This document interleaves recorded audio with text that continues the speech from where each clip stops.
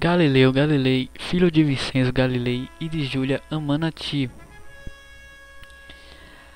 nascido em Pisa em 15 de fevereiro de 1564, iniciou seus estudos em 1581 na Universidade de Pisa. Porém, a orientação escolástica do ensino médio de Pisa não satisfez suas expectativas e assim abandona os estudos médicos e é transferido para Florença, onde, sob orientação de Ostilio Ricci, discípulo de Niccolò Fontana, professor de matemática nas escolas de belas artes. E então começa a descobrir o sentido de suas inclinações.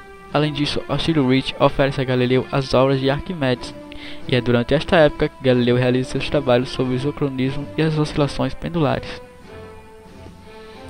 Quando, em 1591, sua irmã Virgínia casa e ele lhe dá muitos presentes e chega até comprometer-se em um contrato para dar-lhe um dote, e isto quando seu cargo de professor em Pisa não permitia que ele sequer mantesse. E ele foi obrigado a dar aulas particulares e recebia 180 florins anuais por ensinar geometria, astronomia e engenharia militar, enquanto o professor de filosofia ganhava 200 florins. Mais tarde, ele refez o mesmo contrato com a sua irmã Lídia, aumentando muito mais as suas dívidas. Nas suas obras, ele sempre foi um escritor que adorava a simplicidade, a clareza, a propriedade e a ordem. No campo científico, essas ideias deveriam aproximá-lo do estilo de Euclides. Porém, o estilo de Galileu era anti-euclidiano, ou seja, abandona todo tipo de geometrismo. Sempre teve em justa correspondência o apoio dos artistas, dos poetas e dos escritores, mas lhe faltou muito o apoio dos professores, cujas ideias arcaicas não conseguiu mudar de jeito nenhum. Os escritores celebraram o telescópio nas suas obras, os pintores se representavam na cúpula de Santa Maria de Roma. Chegaram notícias à Inglaterra de que o telescópio havia invadido a filosofia. Pelos projetos científicos, é nomeado em 1592 professor da Cátedra de Matemática na Universidade de Pádua, considerada então como a melhor da Europa. Ele rege essa cátedra durante 18 anos, até o ano de 1610, e é quando ele publica em latim uma obra que abala as convicções científicas e culturais de seu tempo, o Siderev Nemesis, o Mensageiro Celeste. Jonas Klipp afirmou depois de 25 longos anos que os planetas giram em trajetórias elípticas, ficando o Sol no centro.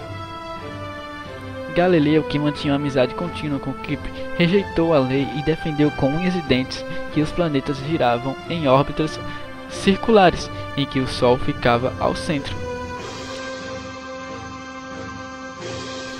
A sua preferência sobre o sistema heliocêntrico, em oposição ao geocêntrico, foi acabando lentamente na sua mente, não sob influência de atos típicos, mas sobretudo impulsionado por suas ideias estéticas de ordem. A invenção do telescópio, no qual Galileu viu que seria um instrumento ideal para demonstrar a sua tese, e as descobertas que fez com ele foram um sinal adequado para que sua razão cedesse à pressão de seu coração. Então, fazendo assim, só restou para ele o aperfeiçoar até chegar ao fim. Com seu caráter generoso, removeria qualquer obstáculo que estivesse na sua frente.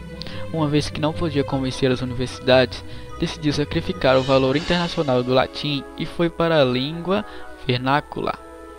Ele estava disposto a conseguir a aceitação das suas ideias.